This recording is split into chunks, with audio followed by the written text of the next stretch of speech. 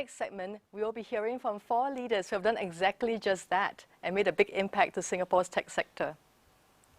We're going to hear from them what they can say about the power of diversity. Now, leading the discussion is Mr. Amit Midha, who is the President of Asia Pacific Japan and Global Digital Cities at Dell Technologies, an organization that believes and leverages in the power of diversity. So over to Amit. Welcome to panel 2.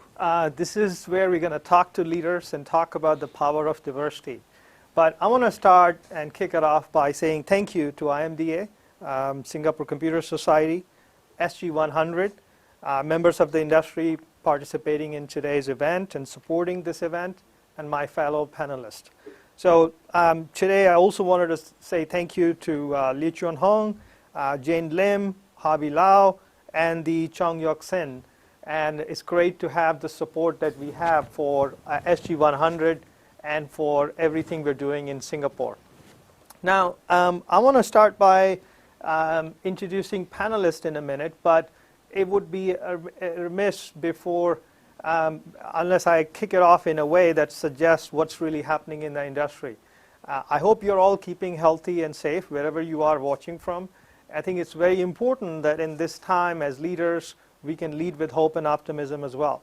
But this current pandemic, if there is 3 things I can say that has changed, is first, digital transformation is here and real, and everyone in the society is learning to live with the new normal.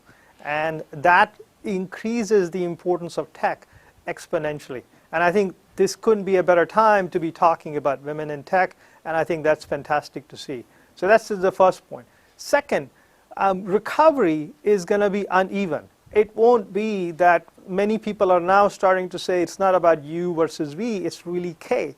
Some companies and some societies will continue to prosper and others may wither and may be challenged. So that creates even a bigger challenge in haves and have-nots, which is the third piece. If everything is more digital, if everything is uneven, then it becomes more important for some of these forums, some of these sessions to really be brought together to have the conversation and dialogue and real progress around it. Now, let me start by introducing my fellow panelists today.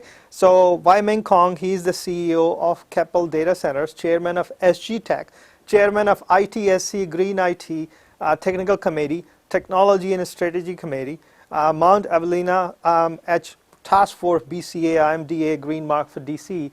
I think he is super busy that I'm so happy that he could join us. I think he probably needs to add another title or 2, so welcome. And second, we have Vaishali Rastogi. She's the senior partner at Boston Consulting Group, global leader for technology, media, and telecommunications. She has worked for more than 20 emerging markets and brings deep expertise in consumer industry as well as go-to-market strategy for rapidly developing economies. Next, we have So Siu Chu. She's managing director for DBS and also the group head of consumer banking and big data and AI technology. She is leading the consumer bank and data technology team that supports DBS transition into digital and data-driven technology company that provides the financial services. She drives organizations' digital transformation by building strong engineering teams, championing culture changes, and leveraging key technologies in cloud computing, big data, AI, and machine learning. And she's also part of the SG100. So welcome to all of you. Thank you for joining me. And I'm certainly looking forward to a great conversation. Now, let me set the context. First, we want to talk about how do we look at diversity as a business case, not as a checklist. So that's the first point. Second, how do we make it sustainable? This can't be about just a check in a box at a time. This is a journey. How do we make it sustainable? We want to know how each one of our fellow panelists has gotten to where they are and where they are leading the companies to, what commitments they're going to make, and just give it a more of an Asia context as well. Now, before I ask my first question, I'll just give 3 or 4 stats on diversity. BCG, so thank you Vishali, has shown that the companies that practice diversity has 19% more revenue. Research by Deloitte shows that the they can make a difference of as much as 70% points in the output of team members that feel highly included. McKinsey said women's participation in India by 10% could increase GDP by $700 billion. Gender diversity is an important point, and of course, we believe that this is an important topic to have a conversation for not only for now, but also in the coming decade as well. So let me start by asking the question to Wai Ming in terms of tell us how he is leading the diversity effort in his company, what his company's point of view is, and how we go from here across Asian corporations as well. Thank you, Amit. But maybe before I start talking about how we are leading the company itself, I think I want to frame the question, frame the problem statement, right, and frame the importance of diversity. Right. I think it all starts with awareness. That's the most important step, to be aware. And being in my capacity as chairman for SG Tech, we hear very constant issues raised by the members that we are short of tech talents. We keep running short of resources, and we know why. Because there's a global competition for talent, right? And if we do not tackle diversity, right? You heard about all the business case, that's very important. So there's a real business reason why you should embrace diversity. But next, very important technical part of it is, if we do not embrace gender diversity, we lose half the addressable workforce that we can really bring into the industry, right? So it is very important that the whole industry and the whole community embrace this journey, because tech is very core to Singapore, right? It's core to our strategy, and it's going to be impacting every single industry across the country. So that is the importance why we must really embrace diversity.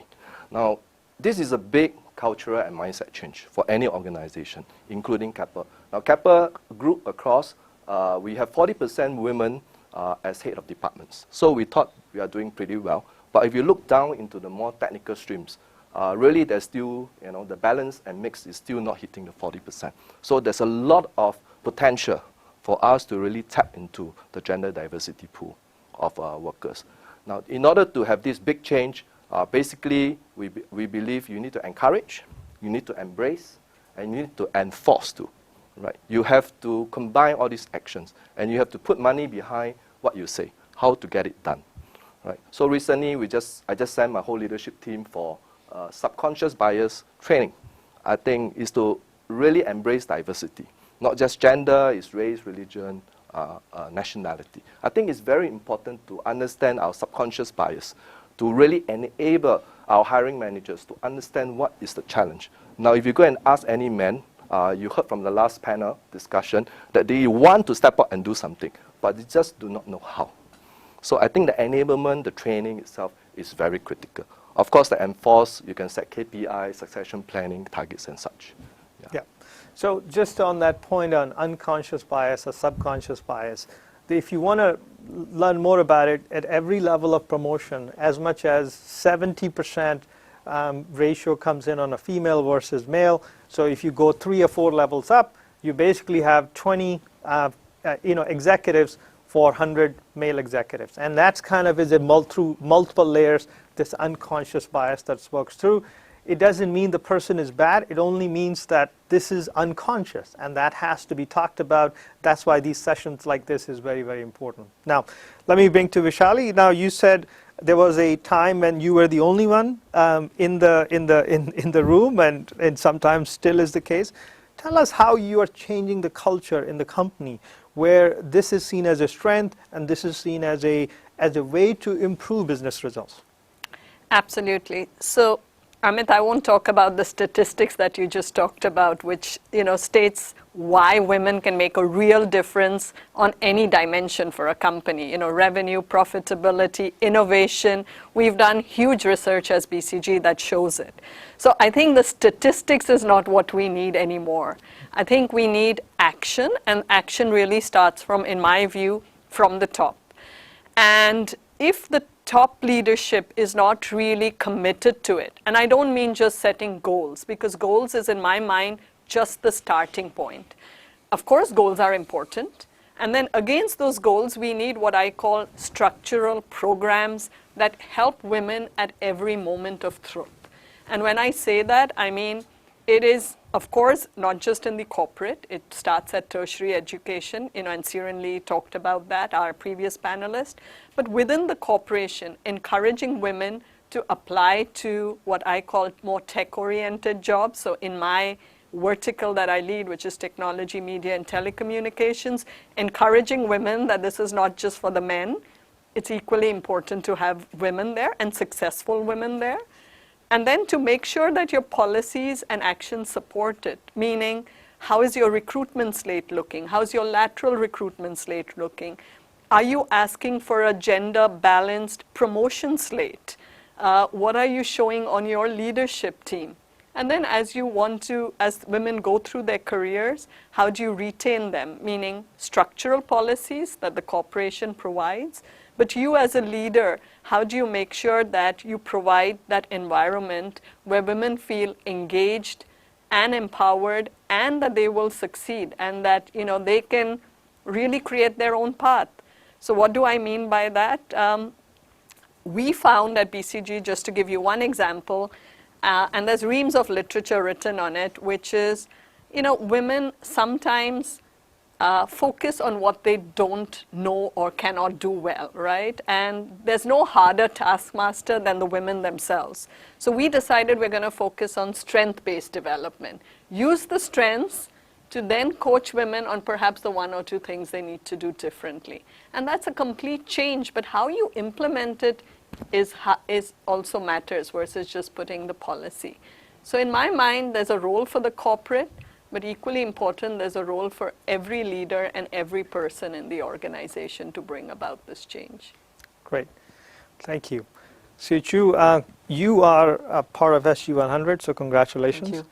And you are a hardcore technologist, right? And so that makes you a very unique person. So tell us about your journey and how you got here and how you're developing more women in the technology field. So I guess I've been one of the odd one out. More than 20 years ago, I decided that I love one out. I decided that I love mathematics and logic, and I chose to go and study computer science. And actually, that was a time when the word technology is not really that popular, and you go into a class full of men, So, but I truly enjoy it, and you in order to continue, actually, you have to be very comfortable to be in the minority. Right, you need to be less self-conscious, and you got to persist, right? And naturally, I think I being a left-hander, I was just telling this story. Yep. I'm have been very, very used to being in the minority because the world was not designed. It's still not designed for left-handers. When you write, actually your hand will get smashed. When you play the ball game, your coach actually wish that you don't turn up for the day because he will have to spend more time to teach you how to hold the racket, the bat, and all that. For a left-hander. So you have to be very comfortable that. It will take more work, right, for you to interact with others and for others to be comfortable with you. And I think that is in sync with the feeling of women in technology, not just 20 years ago, but today, right? So there is a role to play in the individual themselves in terms of having the self-confidence, having the grit to stay the course. As well as those around them, right? Wyman was saying that the awareness of the people is quite important because if you are not in the minority, you may not feel that the environment is not geared up for you, and those who are in the minority have to put in a lot more effort to achieve the same result, right? So there is a role to play by everybody to support the ones who are in the minority. And that is how I think slowly we can hopefully shift the gear and shift the ratio in terms of the representation of women in technology, and including the issues such as pay parity and the career progression of women. So those are great points. And how do you build a more capacity, or how do you develop the talent of in technology? I think that's a unique piece. That what is it that you see today a young girl taking a technical courses, STEM courses versus not? Because you have gone through it. That's why I'm interested in your view on it. I think it starts from the mindset and the culture. But I think we are fortunate today because digital and technology is seen as an important part of any industry, and hence, I think everyone started to pay more attention to basically, if you are a parent, probably you are more open to having your children taking up the computer science course as compared to the more popular profession in the past, such as being a lawyer or a doctor, right? So the current environment actually helped. So I really hope that because of the current focus on digital transformation in all industry, that the representation of women, this is the opportunity for the female population to get into that particular industry. The other part is, I think, the role models, right? Showcasing the role models and how they can succeed in the STEM world is also quite important. And finally, I would say the role of advocates and allies, right? Today, unfortunately, I would say that in the tech world, it is still 80% represented by men. So the role of this 80% population is fundamental to ensure that the other 20% get represented and get the equal opportunities. Great point.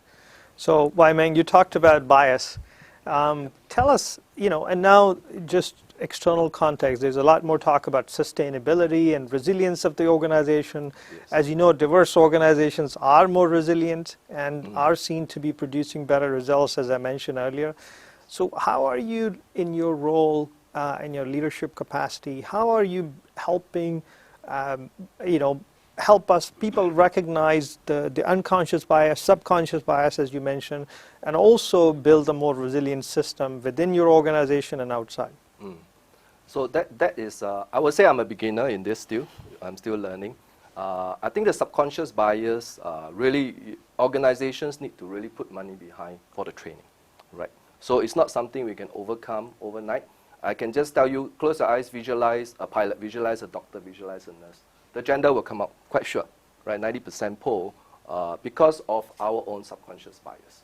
So I think we need to remove that. It's something quite deep.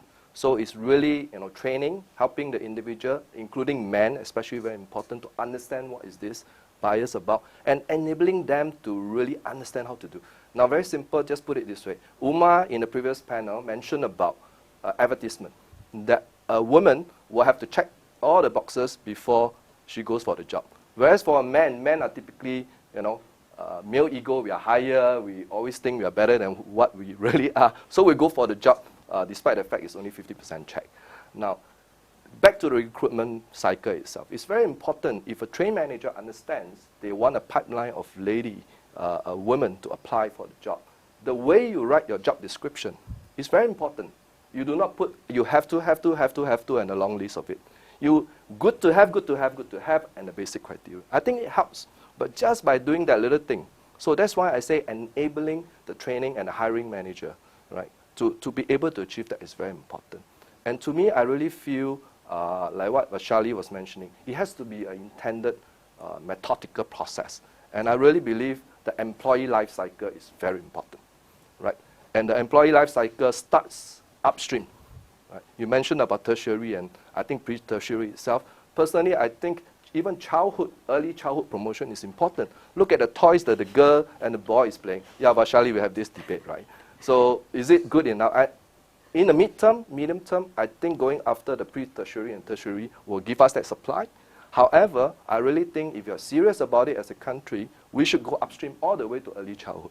Like work with the toy makers, work with the industry to promote, right, to enable more tech toys for the girls to play with. I think if we are serious, we have to go all the way upstream. And mention about the whole advertisement, simple things like interview, right? If a woman walk into an interview room and all the posters are full of men sticking around, what will she feel? She will feel that she's the minority. So small little things that you really need to put money behind, small little things that you have to think through the whole life cycle, I think that's so important that we look through the whole cycle. Now, succession planning is also another key thing, right? So the whole career path, it's not just about bringing women into the organization. You have to ensure they have a fair chance in progression. So what do you do about the whole the methodology behind. So I agree with Vaishali, it's not about putting a goal there or a KPI there. It's really training all the men, all the managers, all the women to understand their bias. How do we manage this successfully? And in the fairest manner, in the best of the interest of the organization. Great. Thank you. So, Vaishali, you mentioned that you're leading global practice on several of the industries. How big issue this is becoming for your clients? In the sense, not necessarily you're leading this practice within BCG, but do you see a change happening across industry, across countries, where customer is recognizing that a diverse system is more resilient, or I need to prioritize this, or people are just still very focused on just maximizing the shareholders' value and not necessarily having a balanced scorecard or a multiple sustainable business results? What is your experience in terms of dealing with so many thousands of clients you deal with? What are you seeing? What are you seeing? Is this change happening? Are we closer to a tipping point, or are we just crawling along the surface? So there is indeed a call to action, Amit, and that's a very valid point you raise, which is the call to action, which is, yes, I serve clients. Clients themselves are embracing diversity of all sorts, and then they look at you and ask, where is your diverse team? And at every level. So you can't just say, I bring that token woman, and that's my diverse team, right? And so they are like, it needs to really be a well-balanced team. So they are indeed becoming more demanding, and it doesn't matter whether it's clients I serve or whether they are vendors, customers, partners, whatever else. I think this whole ecosystem, you can see that change being brought about for sure. And I see this actually, given that I lead our practices globally, you see it even in countries where you didn't expect you would see it, right? And so I really do believe that there's a groundswell of movement occurring there. But I think there's a second part where I don't think we've yet fully grasped, what would happen if we didn't embrace women in technology. I think, we mentioned that technology, really, I think technology is shaping every industry. It is the future. And there's so much happening that it's not like there are people who've done this and there's a huge bench strength that exists from 30 years ago, right? So there's a chance to catch up. And there's a huge demand that is, and we're just seeing the tip of this demand. I think you mentioned COVID, right, as a key change agent. Actually, imagine this world without technology 20 years ago if COVID had happened, right? Less than 1% of our companies would have been able to even function. And so I think because technology is going to be so pervasive and so important, and talent will become even more important, that I think if we don't address that today, I think we're going to have a huge challenge in 5 years' time. So I think beyond the profitability, revenue, and all those statistics, I think that whole need on tech being so pervasive and really the future requires us to really tap women. And for me, the train hasn't left yet. It is evolving as we speak. People can come in mid-career and learn, whether it's analytics, digital, strategic design, and, we encourage that all the time, even within our corporation. So I'm happy to see the change in my clients, but I think we are also underestimating how much need there will be for female talent in tech going forward. Great, good points. So, Suchu, I want to talk about diversity in AI, right? I mean, how do you design AI that truly is representative of society?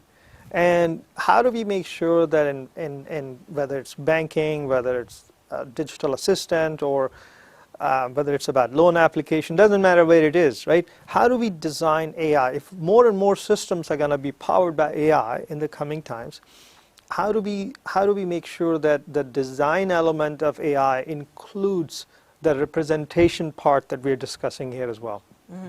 So I think AI is a powerful tool, and that is going to be quite pervasive in the leverage across everywhere, that we are seeing now. But the unfortunate thing about AI is that the AI learns from data, and the data is biased. So that is the danger of leveraging AI without the check in terms of the equality and the fair representation. So in a sense, I would say that all the companies that is using AI, you have to put this bias check into your models. And in fact, I guess one would have to specifically intervene such that your model is not biased. You have to introduce bias in order to unbias your model, right? Because the data are naturally biased against a particular group of people or gender or race or whatsoever. So in order for your model to become unbiased, you have to introduce bias into your data.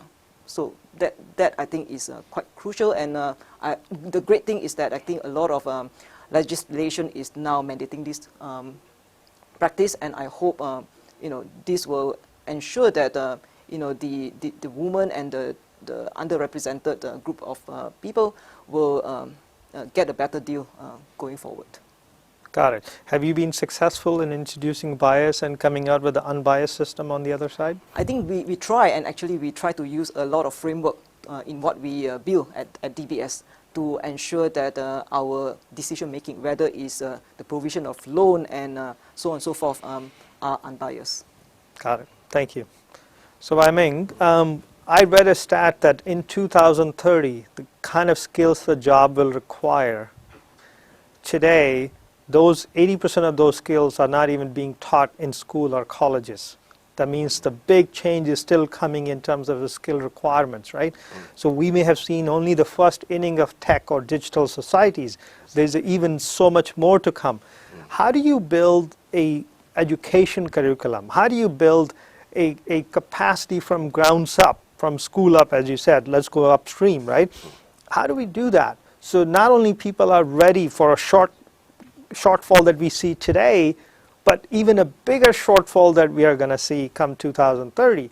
If one thing is clear, in 2030, there will be few jobs that will be highly in demand, and there will be a lot of people with less skills than the jobs that expect from them. So how do we, Singapore, stay ahead of this? Because you're thinking at such a big, at this country level, at the society level, share your thoughts on how we can actually navigate as a society for 2030.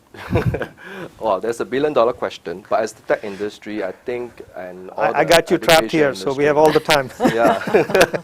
So let me frame that little challenge first. So I believe the industry, together with the government, together with all the education providers, are tackling this. They are creating courseware, ahead of time. Of course, it takes time to groom up, but it's specific to this particular forum. We're talking about gender diversity. Now, if only the men are the one, based on the statistics today, 70% men, 30% women, if the same pipeline goes, we will always be short of that 20% we can't tap, right? So back to the promotion itself, I really think the industry, the society needs to rally together to bring this awareness and change minds, right? Change minds at every step. Not just childhood, but Charlie mentioned, pre-tertiary, tertiary. I think we have to prevent attrition. Statistics shows that, at every step, we start losing women from the tech, from the STEM industry itself. So we have to do promotion at every single step.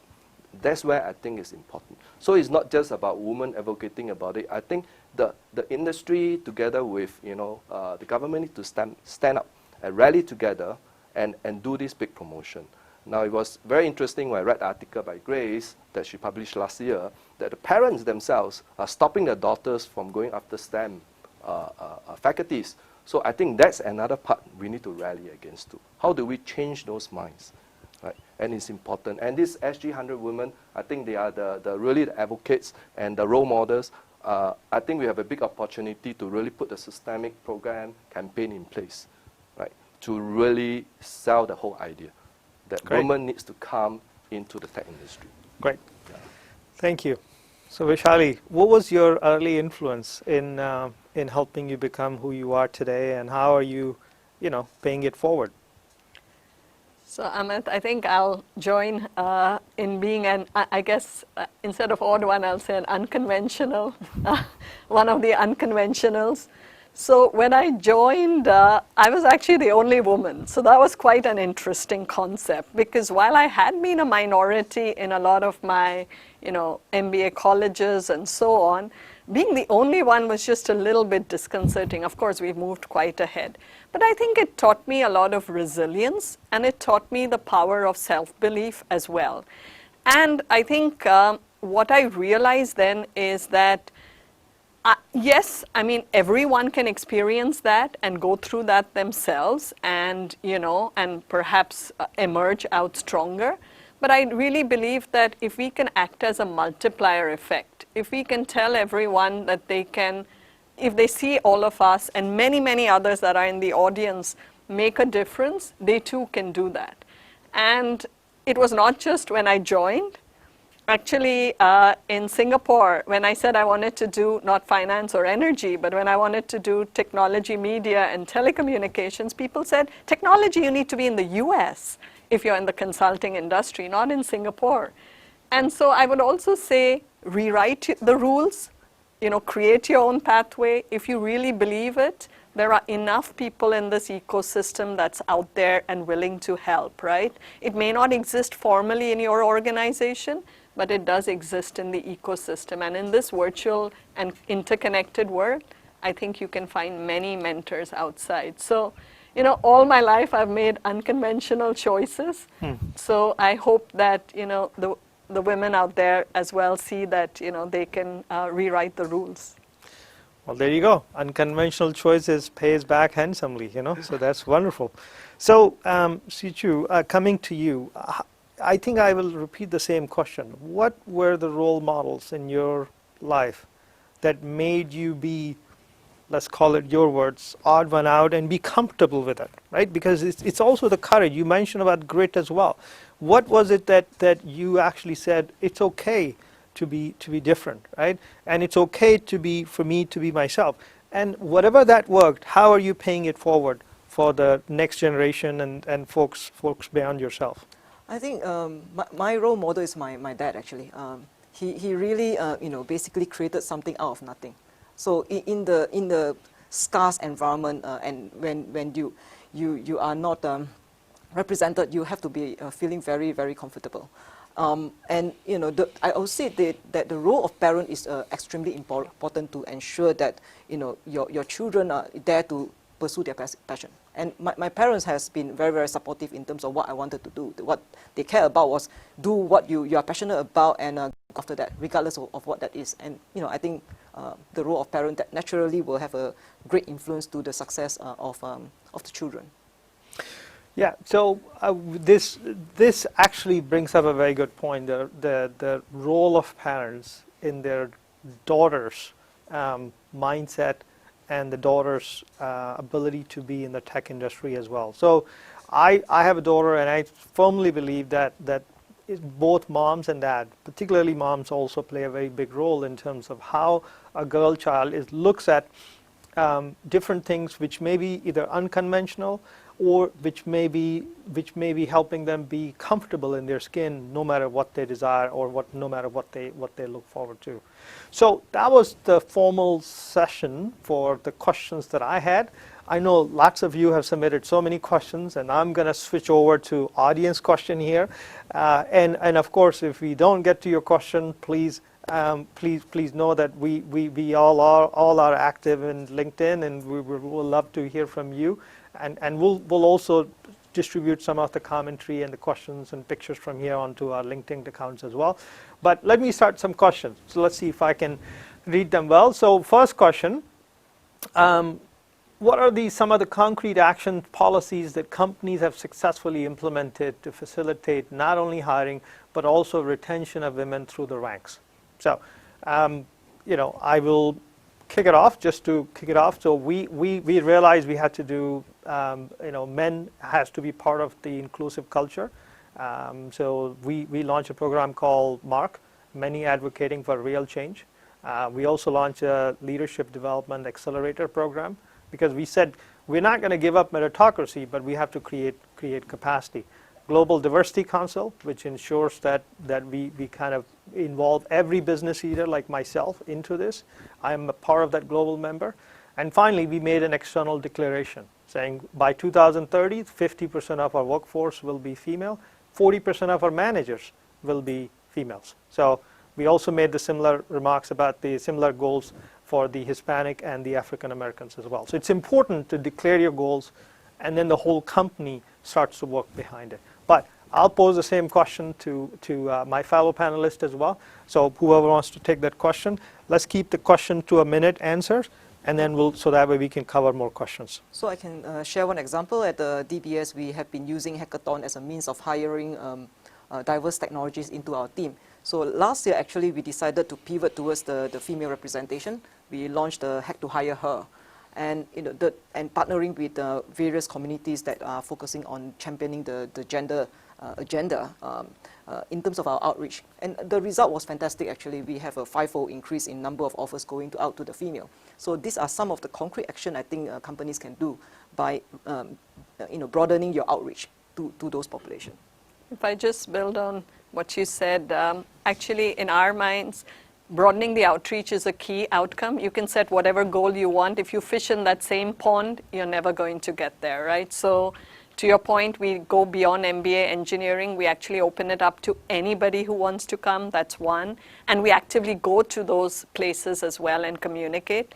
The second is, I think, what you're also mentioning in a different format, which is we actively look for mid-career changes and switchers. And so we run actually what we call recruiting events, where we invite women in Singapore who want a mid-career change and actively look for them as well. So our emphasis on laterals versus entry level has dramatically changed. And so, you do need creative ideas, because if you just do the same thing over and over again, you'll end up with the same ratio, I guess, for the next foreseeable future as well. Good point. You want to jump Yeah, to let's a jump to the next question one. that is so high on ranking? Yeah, what are some ways we can reduce the unconscious bias prevalent in hiring practice? Let's start with you. Yeah, I mentioned about subconscious bias. I think this is a technical competency we need to enable our hiring managers with. I think that's step one, right? Get professionals who understand the topic, the gender diversity, to really train and put a framework in place. I mentioned simple things like how you put out an ad, how you write it and describe it. Is going to make a big difference, right? And that is, probably one of the big steps. I mentioned also about, the setup of an interview room to ensure all these are money and effort you really need to put in. So every single step you need to look into the whole hiring process.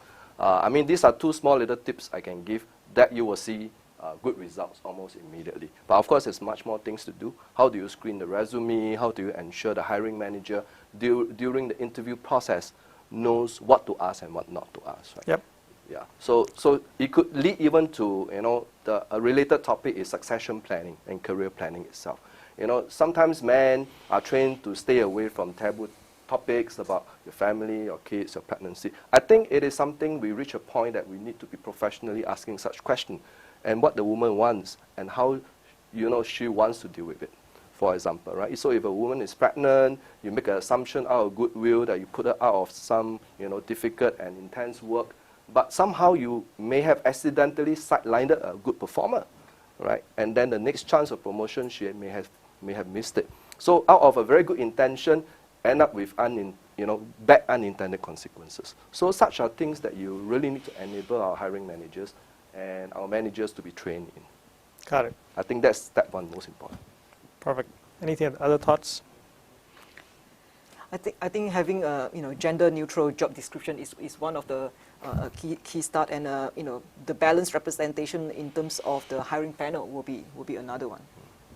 Actually, I was just going to say balanced panels for me are critical in making that change.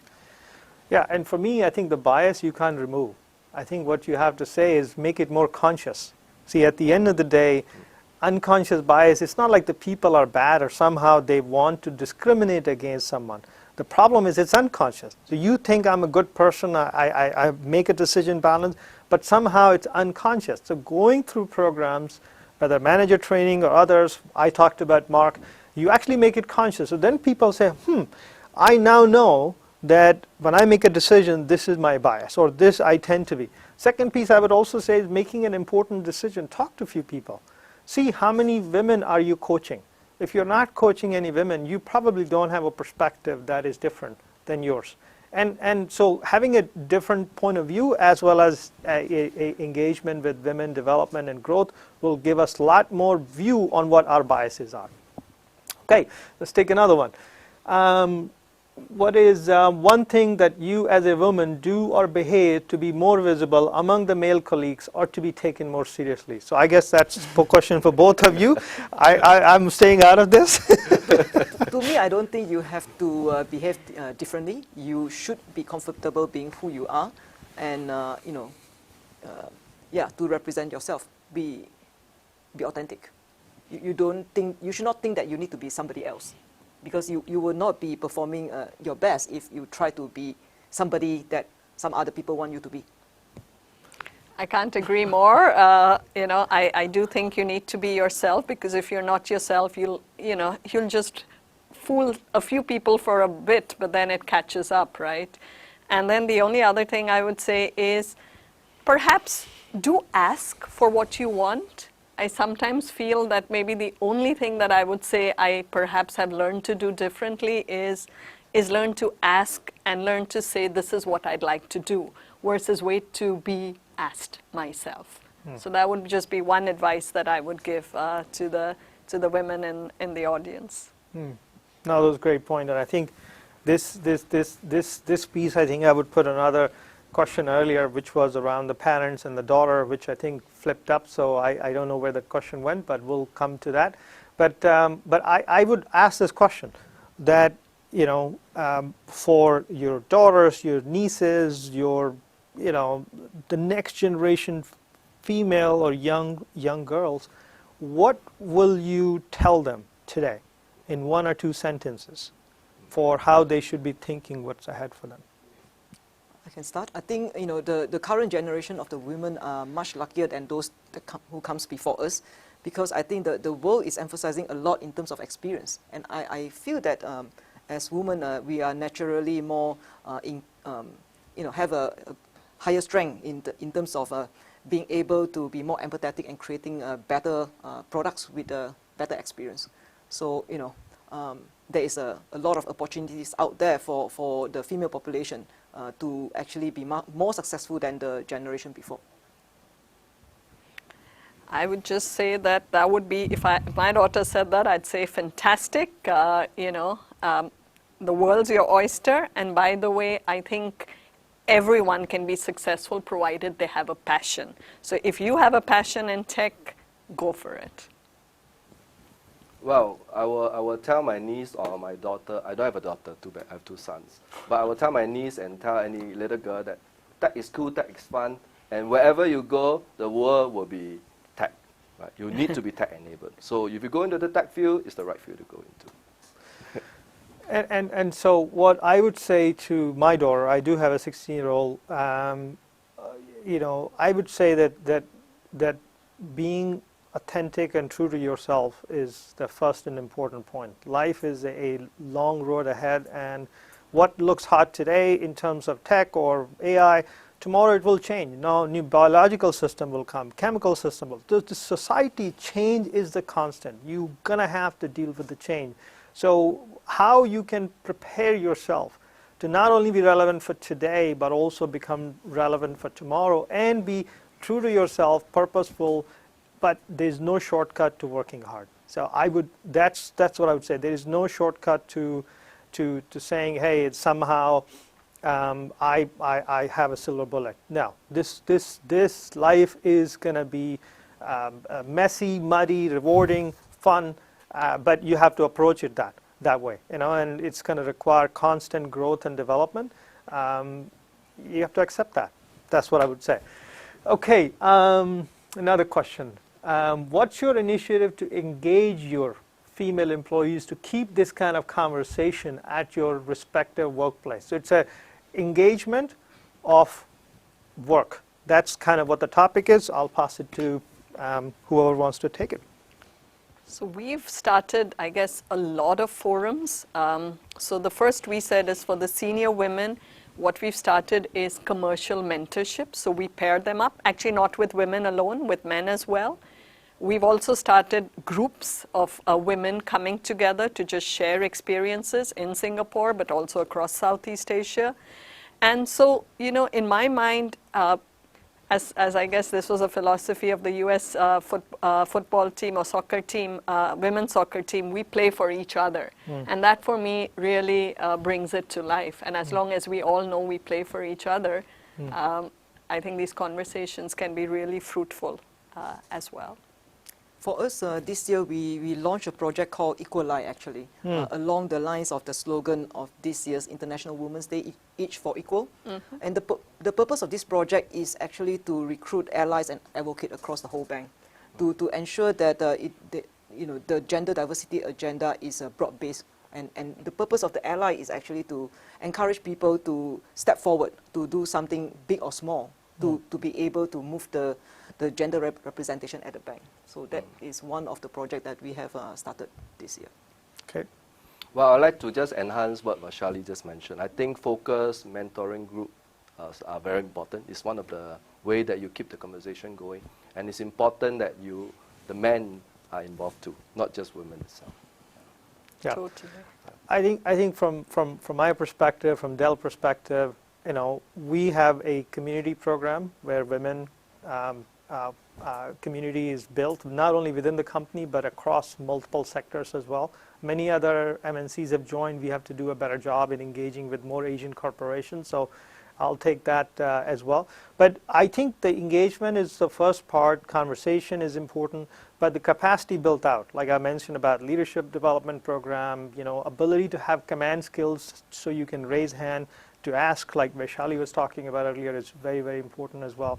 But so to me, confidence, command skills, community, I think those are very important. We are also asking a lot of men leaders and other leaders in senior position to coach and mentor other female colleagues that they can help grow through the company as well. So a lot we can talk about, but I think we are coming to the end of the program, and my last segment is asking each of our panelists to make a personal commitment to not only the diversity in tech, but also how personally they will support this cause. Now, I would just like them to imagine, what if we were come back in a year from now, right? And we had the excerpts from today's panel, and then we play it again and say, what have you accomplished in a year from now? That's the context I would like them to keep. With that, I will start with you, Maiving. Sure. But I would like to tackle this question on the industry level. Being in the SG Tech, I want to call out to all tech companies, leadership, be it male, female, especially men, to step forward, right, to embrace these so-called gender diversity programs and campaigns that we're going to run. All of us know it's good for your business, it's important for the country, it's strategic to us. So come forward, embrace. We'll be running programs through the industry and ask you to step forward to contribute, to join us in this big cause, how we're going to rally this successfully. From my side, I would say two things. One is I would really want and play a supporting role to encourage companies to really roll out more diversity programs.